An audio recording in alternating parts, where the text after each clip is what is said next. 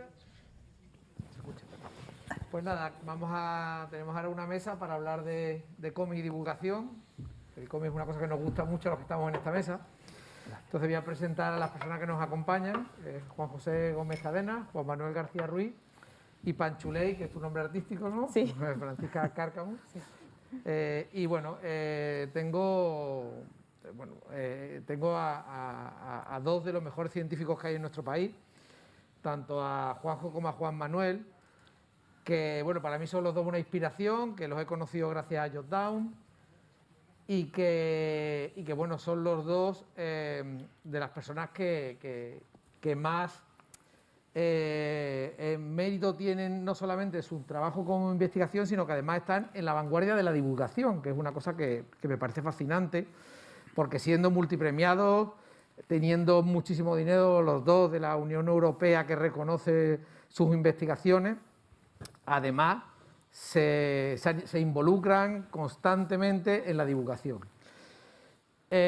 Concretamente, los dos han recibido las RC, las becas que da la Unión Europea a las investigaciones más importantes. Juan Manuel RC Prometheus, que es de biología, que intenta descubrir el origen de la vida, y Juanjo el origen del universo, ¿no? O sea, que es una cosa, las dos cosas fascinantes y maravillosas, ¿no? El origen de la vida y el origen del universo. Y no solamente se dedican a investigar y a encontrar ese origen, sino que además pues quieren divulgar y contar lo que hacen, que bueno, que Francés nos ha contado un poco lo que es el experimento NEXT, y ellos pues con la ayuda de Panchuley y de Tim Lucas, en el caso de Juan Manuel, pues lo quieren transformar en cómic para que cualquier persona pueda entender ambos proyectos. Y bueno, Panchuley es ilustradora. Hoy he sabido que además es ingeniera, o sea que también viene del mundo de la ciencia, es chilena. Sí. Y la conocí también, otra sinergia, a través del Jotdown Kids. Y bueno, vamos a hablar con ellos para que nos cuenten un poco de sus proyectos y sobre todo de sus proyectos y su transformación al cómic. En el caso de Juan Manuel, el cómic se llama Algo en el agua, que se puede encontrar, se puede descargar en inglés en el portal de RC. Y Juanjo y Panchuley están trabajando en un destello azul que está contando pues lo que un poco Francés nos ha mencionado. Entonces, Juanma, cuéntanos un poco cómo surgió el proyecto del cómic, ¿no? Y bueno, y que de todos los que surgieron además es el mejor. Bueno, es el proyecto del cómic es una idea de los RC, el European Research Council. Es un programa europeo de promoción de la investigación de excelencia, y dentro de ese programa, yo exactamente no sé la estructura orgánica de cómo va eso, pero digamos que seleccionaron a un grupo de artistas para contar unos proyectos seleccionados de los RC que habían concedido, ¿no? Entonces, creo que fueron 18 proyectos y seleccionaron a los artistas, yo no sé cómo. A mí me llamaron diciendo, oye, que el proyecto tuyo pues, lo hemos seleccionado y tal, y que se va a hacer un cómic sobre él. Y tenemos puesto, claro, a mí me pareció pues perfecto, claro, estupendo, ¿no? Entonces me mandaron a un chaval que se llama Tim Lucas, que es un tipo de unos 20 y tantos años, que vino allí a Granada. Yo trabajo en Granada, y estuvo un fin de semana, en un viernes, y estuvimos por la mañana en mi laboratorio, por la noche tomando copas por Granada y cerveza y tal. Y estuvimos hablando, un tipo con un sentido del humor fantástico, ¿no? Inmediatamente yo creo algo como claro, de que él fue inmediatamente de decir, guau, esto está chupado. Y aparte que estaba chupado porque mi proyecto es un proyecto sobre la Tierra primitiva, sobre el ambiente geoquímico antes de que apareciera la vida en la Tierra, ¿no? Y entonces pues es un proyecto con temas de investigación en el laboratorio pues muy sugerentes visualmente, y que después íbamos a Etiopía, a Omán, a Kenia, pues estaba chupado. Es decir, esto es un proyecto, un cómic de ese tipo, pues estaba... Y sobre todo, ya te digo, el tipo tenía un sentido del humor tremendo. Yo le contaba historias que me habían pasado, que me pasaban durante... Y claro, el sentido del humor de él y el mío, pues era que dijimos, oye, sería conveniente no hablar de los científicos y de la gente, sino... Porque claro, o sea, nosotros estábamos en Kenia y el masái que venía con nosotros, que era una persona inteligentísima, pero que no había salido de allí nunca, y entonces pues pasaban cosas tremendas. Entre otras cosas, se enamoró de la técnica del laboratorio mía. Entonces había que contar toda una serie de cosas y mejor vamos a poner y crear unos personajes. Y entonces creamos pues unos personajes, y entre ellos uno que era, yo era digamos, el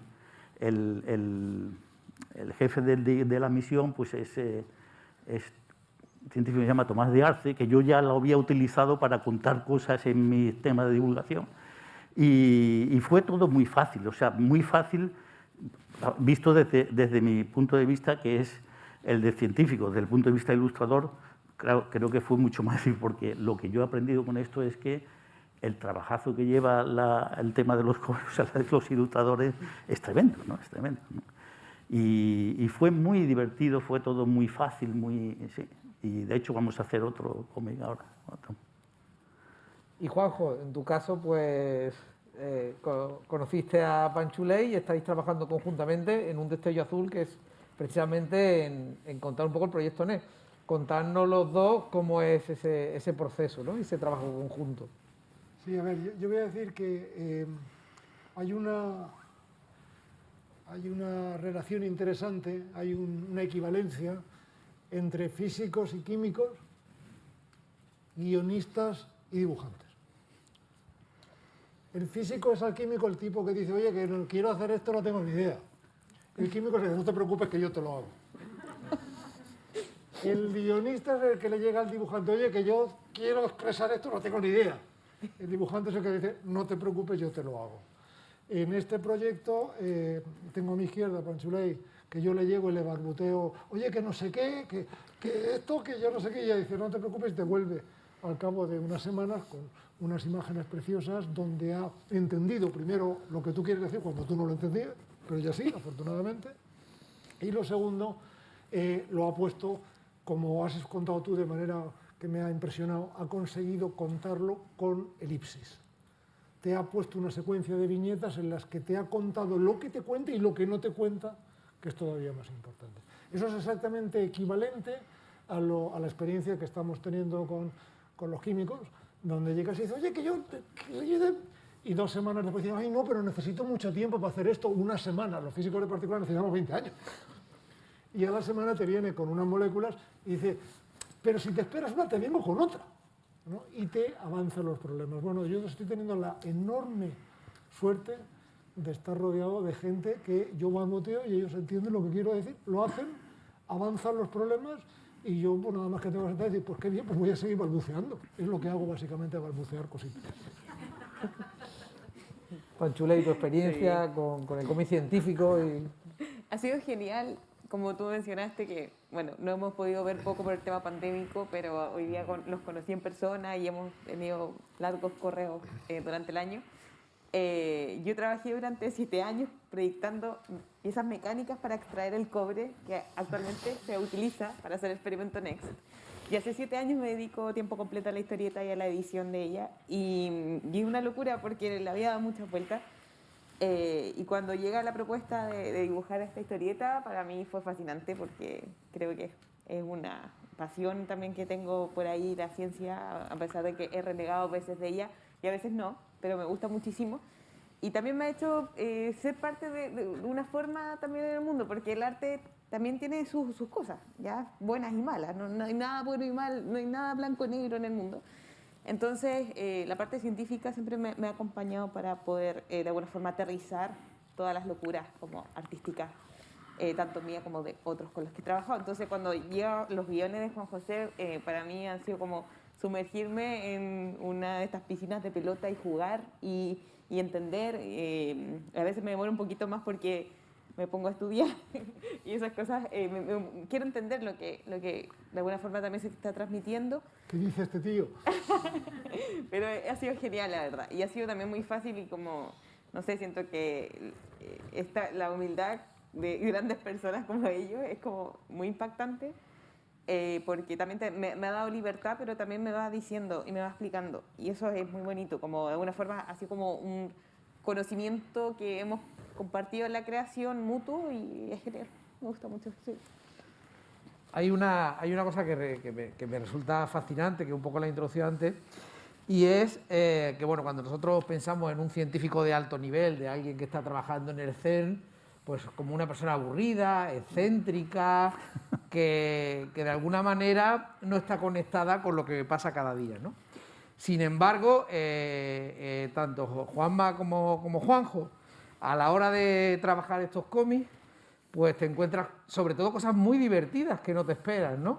Desde la historia con el Masái al Señor de los Anillos, que tiene que ver el Señor de los Anillos con la física de partículas, ¿no? Y bueno, siempre hemos visto que la persona divertida en ciencia es el que tiene el pelo como este, ¿no? Que en vuestro caso no es así, ¿no?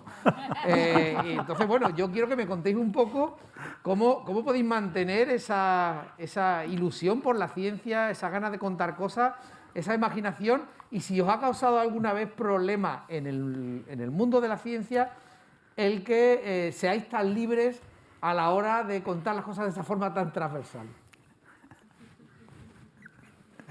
A ver, problemas a mí no me ha causado porque es que me importa un bledo lo que me... O sea, es una cosa que he tenido clarísimo desde siempre. Así, a mí me da exactamente igual lo que piensen mis colegas sobre cómo yo hago las cosas. No. Entonces, pues no, o sea, no. Pero yo creo que simplemente lo que ocurre es que hay alguna serie de gente que somos unos... O sea, yo creo que a todo el mundo le gusta descubrir y todo el mundo descubre cosas. Y después lo que pasa es que somos algunos viciosos de esto, ¿no? que estamos absolutamente pues metidos en esto y disfrutamos. Yo disfruto todos los días, todo. O sea, disfruto de todo lo que hago porque todo lo que hago lo hago fundamentalmente para disfrutar yo. En eso soy muy egoísta. Es decir, muchas veces dices, es que tú cuentas para que la gente lo entienda. Yo escribo para tres personas. O sea, quiero decir, cuando hago divulgación, yo pienso en 3 personas y digo, ¿lo entendería esta mujer? ¿Lo entendería? Y eso lo... Pero fundamentalmente después la investigación que yo hago, lo hago porque a mí me gusta. Yo he estado haciendo cosas que yo mismo me pregunto, ¿y tú para qué te metes en esto? Es decir, y bueno, pues ahora, por ejemplo, pues estoy con un proyecto, lo estoy haciendo ahora, que es sobre la relación entre los cristales y los chimpancés. O sea, si a los chimpancés les gustan los cristales, porque los cristales son lo primero que los homínidos coleccionan, sin ningún tipo de utilidad. Es decir, sabéis, pues, cristales de cuarzo, ¿no? Esto, pues, lo primero que los homínidos, el Homo erectus, hace 800.000 años, coleccionaba cristales de cuarzo y de calcita sin ninguna utilidad. O sea, ni para armas, ni para herramientas, ni siquiera para joyas, simplemente porque le gustaba. Entonces, a mí eso me parece fascinante.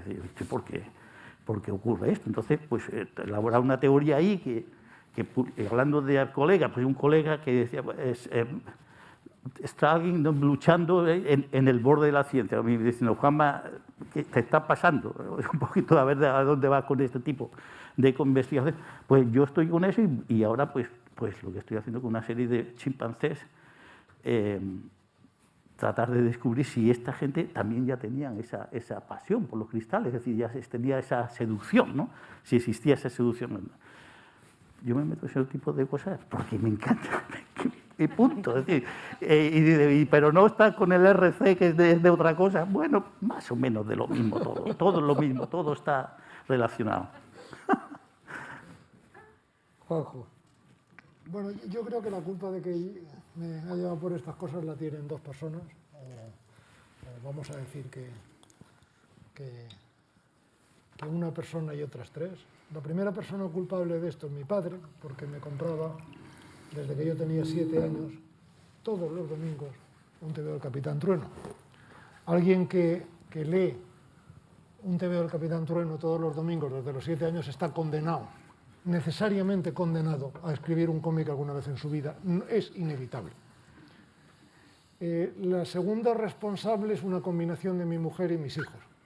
Mi mujer es física teórica, es una de las más grandes físicas teóricas de este país, esta sí, de verdad. Y cuando yo era pequeño, mis hijos me decían, papá, no te preocupes, que aunque no seas muy listo, nosotros te queremos igual. Y para demostrarme que me querían igual, nos decían, papá, cuéntame un cuento inventado. Y entonces yo, para contarle a mis hijos, si me enrollaba mucho, mis hijos que eran impacientes me decían, papá, no te enrolles, porque además no me tenían ningún respeto porque era el tonto de la casa. Y aprendí a sintetizar. La palabra antes que se ha dicho mágica, la palabra de síntesis. Entonces, cuando aprendí a contarles, además ponía acento africano porque eso les gustaba a mis hijos cuando les contaba cuentos de una tribu de africana que me era parte de mí. Entonces, aprendí a contar en viñetas antes de dibujar, a imaginarme viñetas. Estas dos cosas te llevan inevitablemente a que en algún momento tienes que hacer un cómic y en algún momento dado, pues Ángel me lía, como en tantas otras cosas de este mundo, para hacer cómics. En cuanto a la cosa esta de salirse del tiesto, pues una vez a mí me acusaron por escrito, me hicieron la acusación más bonita que me han hecho en mi vida. Una vez en un proyecto, uno de los árbitros, de los referees que te evalúan los proyectos de investigación, mandó una carta que decía, este señor, en lugar de ocuparse de sus proyectos de investigación, escribe novelas y otros libros. Y me llegó al alma porque la verdad, que te acusen de escribir novelas está bien, pero de novelas y otros libros es algo que demuestra un poderío realmente notable. Así que ahora me estoy dedicando a escribir otros libros, y otros libros para darle la razón. Tenía usted toda la razón, señor referee. Juan Chuley, ¿tú hasta qué punto es necesario tener conocimiento científico para poder entender y plasmar las ideas de Juanjo en un cómic? Es decir, tienes que estudiar bien el proyecto. ¿Crees que cualquier dibujante sin formación científica podría hacerlo y entenderlo igual? ¿Cómo ha sido tu experiencia concretamente con la física, ¿no? La física de partículas. Yo creo que más que saber tanto de pronto como haberse dedicado a la ciencia o algo por el estilo, hay que tener curiosidad. Es como siempre ánimo de desafiarse. Por ahí yo creo que va también ánimo de jugar. Por lo menos todos los guiones de Juanjo están explicados con una ternura, con lo anecdótico, con las referencias también de la cultura más popular. Entonces, para mí ha sido muy fácil, pero yo creo que también todas esas cosas que me ha costado de pronto entender o ver cómo lo voy componiendo, etcétera, dibujando, siempre me ha llevado también la curiosidad y la misma generosidad de Juan José, que siempre un link, una cosa para revisar, y yo también ahí sigo buscando. Entonces, creo que por ahí va. No sé si, no creo que sea necesario tener como un conocimiento de base anterior, sino que de alguna forma la disposición a poder desarrollar terrenos que a veces es salir un poquito de nuestra zona de confort, pero no para algo malo, sino para enriquecernos y para también entender que el mundo está mucho más conectado ahora como con la hiper como especialización. A veces no olvidamos que también los seres humanos somos también seres que tenemos diversas inquietudes y curiosidades. Mismo Juan José ha escrito novelas, está haciendo... Y otros libros. Claro.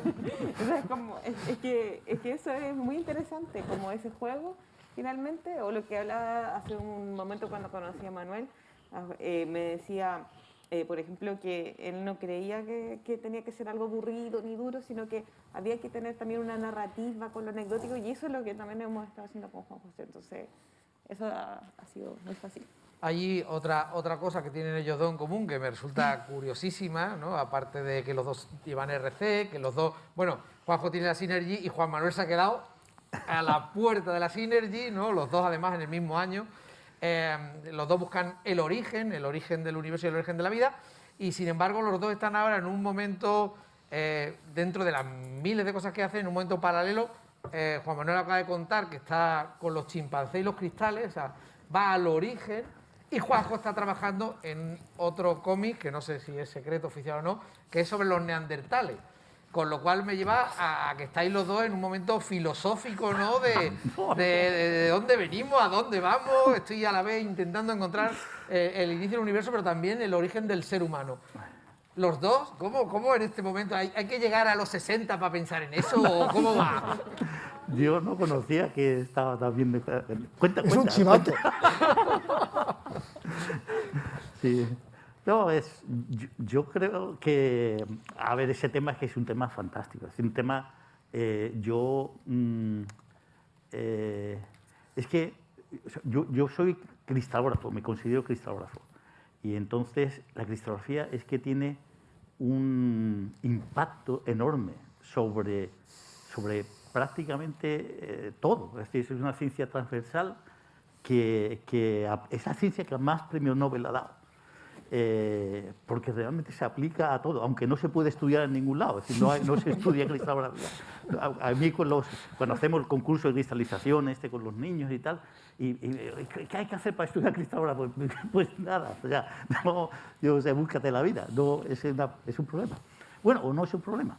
Y entonces tengo esa suerte de que la cristalografía pues, se aplica prácticamente a todo. Entonces, por ejemplo, el impacto que tiene en la historia del arte. Pues ahora una de las cosas que estoy haciendo es sobre Lorca y Dalí, ¿no? O sea, Lorca y Dalí, la Oda a Salvador Dalí de Federico García Lorca es una carta de amor, porque es una carta, pero fundamentalmente es un debate sobre el canon de belleza, sobre la belleza. Dalí en ese momento, cuando ellos eran jóvenes, era partidario del cristal. Él estaba absolutamente nubilado con la geometría y seguía Le Corbusier, seguía pues, el manifiesto de esa gente, Ver le Cristal, que el arte tenía que ser un arte absolutamente puro, básicamente de conocimiento, sin ningún tipo de retórica, sin ninguna decoración, y Federico era todo lo contrario, ¿no? Entonces, claro, cuando tú empiezas a pensar sobre ese tipo de cosas y descubres eso, y después dices, joder, que yo me tengo que decir, ¿cómo no lo voy a estudiar? ¿Sabes? Entonces, es una cosa de que cuando empiezas a rascar, es como rascarse, ¿no? Se rasca y sigue porque estás, digamos, detrás de algo que merece la pena pensar en ello. Y a mí lo que más me gusta en este mundo es pensar, o sea, eso es lo que yo me gusta hacer. Aparte de hacer experimentos, pero sobre todo es pensar. Y entonces, pues te metes en este tipo de cosas. Y claro, a medida que eres mayor, pues tienes más experiencia, tienes más conocimiento, sabes más, y entonces yo creo que a mí lo que me duele ahora mismo es que tú te das cuenta de que estás perdiendo capacidades mentales, ¿no? Pero por otro lado dices, me cacho en 10, si es que ahora cuando yo estoy encontrando los problemas fantásticos de mi vida profesional, de mi vida como científico. Esto es una cosita que está ahí, que te duele y que no hay nada que hacer con esto. Es decir, pues lo que trato es de disfrutar al máximo de estos años y yo creo que es donde más cosas voy a hacer en los próximos... En los chimpancés... Lo de los chimpancés es que, es que es fantástico. No tengo hijos y no podía enseñar, todavía no está publicado nada, absolutamente nada. Nadie creía en esto, ni siquiera la gente de los chimpancés. Me decía, pero Juanma, esto no tiene... Y recuerdo Javier Trueba, que es con el que yo trabajo habitualmente en los temas en películas, en documentales, ¿no?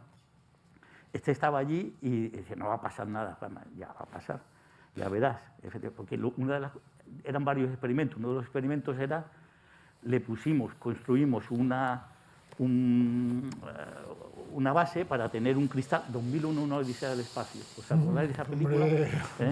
Bueno, pues 2001 el monolito es un cristal. Es decir, cuando estos dos tipos, el Kubrick y Clark, ¿no? Que son tipos muy listos, ¿no? Estos dijeron, bueno, ¿cómo hacemos para visualizar lo que era el monolito, ¿no? Que era una inteligencia, un dios, una inteligencia extrahumana, poderosísima, capaz de modificar la evolución de los humanos en este planeta, ¿no? ¿Y cómo lo visualizas eso? Bueno, pues con un cristal. Y es que el monolito no es que parezca, es que es un cristal desde la propia novela del Centinela. El Centinela es un diamante. El primer guión, yo estaba estudiando los guiones de la película, el primer guión de la película era un cubo, después pasa a un monolito, que es un ortorrómbico, el cristal ortorrómbico, y después lo tiene que pintar de negro porque al ser transparente era un problema para grabar. Entonces lo pintan de negro. Pero esto siempre fue un cristal. porque era la parte más icónica de eso, ¿no?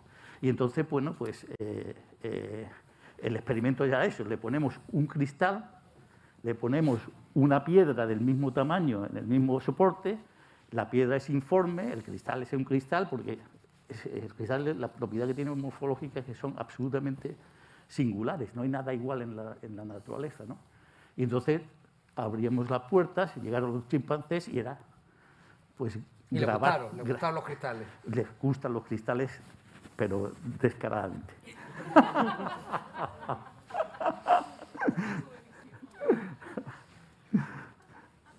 Juanjo, los neandertales. Venga.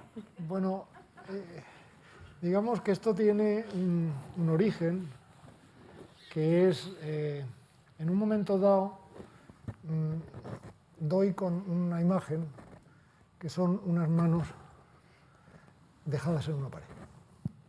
Entonces tú ves esas manos y luego te enteras que se corresponden a manos de neandertales hace 40.000 años dejadas en una cueva. Miras las manos, las vuelves a mirar y lo primero que te imaginas es a las personas que dejaron esas manos. Y no puedes evitar sentir una emoción que llega al extremo de la congoja, diciendo quiénes erais, qué me estáis diciendo vosotros que sois como yo. Ahí hay un origen, esa cosa se me mete en la cabeza y la tengo que sacar fuera. La manera de sacarla fuera es escribir algo que creía que iba a ser una novela convencional, de estas que yo escribo junto con otros libros, pero que ha salido gracias a la magia de Ángel, que fue el que me enredó, por eso tiene derecho a desvelar los secretos. Decidimos transformarlo en una novela gráfica, que lo que quiere hacer, se ha hablado antes en la otra mesa redonda de la transformación del arquetipo. Bueno, el neandertal es uno de los grandes arquetipos. Nos encantan los neandertales a los sapios porque así podemos decir, somos los sapios, ellos son los neandertales, nosotros somos los listos, ellos son los tontos. Sabéis que yo, por mi historia familiar, siempre estoy del lado de los tontos. Así que decidí estar del lado de los tontos. Decidí que los neandertales eran, aunque no seas tan listo, papá, te queremos igual. Y decidí contar una historia gráfica desde el punto de vista de ellos. Es muy interesante porque en el momento que te pones desde el punto de vista de un cazador neandertal de hace 40.000 años que se tropieza con una tribu de así llamados sapiens, ellos no le llaman sapiens, le llaman los huesudos y les tienen mucha pena porque son unos tíos flacos, desarrapados, comparados con ellos que de un bofetón te parten por tres, además unos tíos feísimos, con unos cuellos bamboleantes, con unos mentones así pequeñitos, vamos, pero les dan penica y les suelen dejar los desperdicios de sus cazas.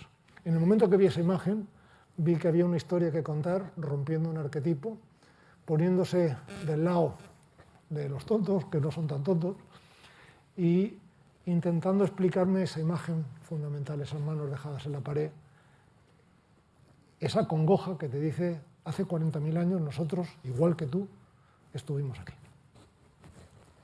Y bueno, me dicen que tenemos que ir acabando.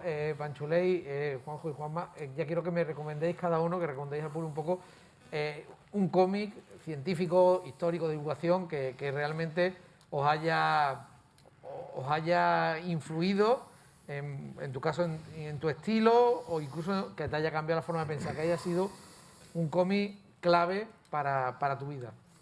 A mí me gusta mucho y de hecho trabajo constantemente en una red de investigadores de análisis de historietas, así que a todos les recomiendo un libro que pueden encontrar fácilmente, que Entendiendo la historieta de Scott McCloud, que si no la han conocido, yo creo que, bueno, los que nos dedicamos a la historieta acá lo conocen, por supuesto, pero si no lo conocen, léanlo. Es un libro que abre bastantes alternativas para pensar qué cosas se pueden hacer con el noveno arte, con la secuencialidad, con la elipsis, con todas esas cosas preciosas que hemos hablado hoy. Y eso, una invitación, que es un libro muy básico para hoy. Yo no voy a recomendar un cómic porque recomendar cómics, aquí hay gente mucho más lista que yo que va a recomendar muchos mejores libros. Yo solamente quiero dejaros una imagen más, que es para mí lo que resume el poder del cómic. Que también quisiera decir el poder del tebeo, por cierto, porque es que antes a los cómics le llamábamos tebeo, los de mi edad. La imagen es muy sencilla. Está trazada con rasgos simplísimos. Una línea que representa el horizonte. Otra línea, casi una esfera, que representa una pequeña piedra. y unas pocas líneas que representan un cactus. Ahí está la imagen. Y aquí tenemos la parte gráfica del cómic. Ahora viene la parte del texto, paisaje con comanches.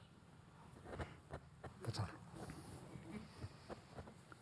Yo recomendaría que os vayáis a la página web de RC Comics, de los cómics estos de RC, son 18 cómics, algunos no, pero concretamente hay uno que se llama Hateful Bear, fantástico, fantástico, y en algunos de ellos yo creo que hay un derroche de inteligencia, no ya del proyecto en sí, sino de los ilustradores. Me parece que son unos cómics, al menos 5 de ellos, de los 18, absolutamente sobresalientes. Es una página que se llama RC Comics, es decir, hay 2 C juntas. También quiero contaros que ahora cuando salgamos, cuando acabe el acto de entrega de premios, hay una librería que ha tenido el detalle de tener tanto el libro de Clara que acaba de salir, como el Jotown Kid donde aparece el primer capítulo de Destello Azul, como Algo en el agua, y otro libro de Juanjo, y bueno, de los que hemos estado hablando. Así que cuando acabéis, si os interesa verlos y tal, pues ahí lo podéis comprar, que ya que han venido, pues bueno. Yo quería apuntar que si no lo habéis comprado, que os compréis el libro de Clara. Y nada, muchísimas gracias por participar en la mesa. Gracias.